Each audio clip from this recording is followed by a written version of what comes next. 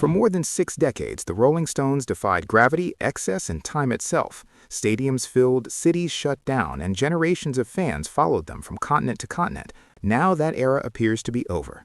The legendary British band has effectively drawn the curtain on large-scale touring, concluding that the physical demands of extended road shows are no longer sustainable, most notably for guitarist Keith Richards, whose health has become a decisive factor in the band's future. A quiet but final decision. There was no dramatic press conference or farewell announcement. Instead, the decision emerged quietly, confirmed by industry sources and insiders close to the band. Plans for a full-scale tour were abandoned after internal discussions about health, stamina, and age. This wasn't a business decision, it was a human one, said a source familiar with the talks. They had to be honest about what their bodies can still handle. At the center of the conversation was Keith Richards, now in his early 80s, whose physical condition has increasingly limited his ability to endure the grind of months-long touring. Keith Richards and the limits of endurance. Richards has long been open about living with arthritis in his hands, a condition that affects both dexterity and endurance.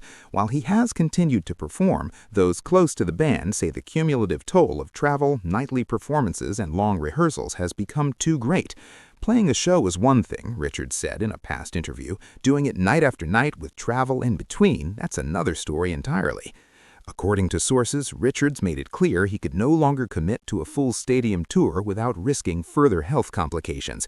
Medical advice reportedly reinforced that assessment, urging caution rather than confrontation with physical limits. Not one illness, but a reality check.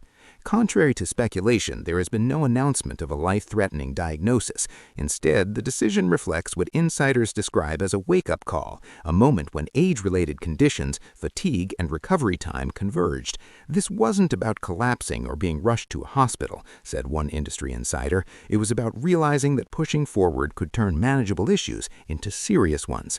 The band, unanimously, chose not to take that risk. The end of a touring tradition.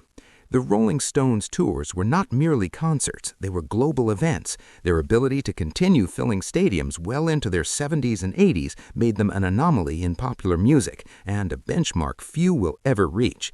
Mick Jagger has previously acknowledged the changing calculus of performance. You have to know when to slow down, he said. That doesn't mean stopping, it means being smart. That philosophy now defines the band's future.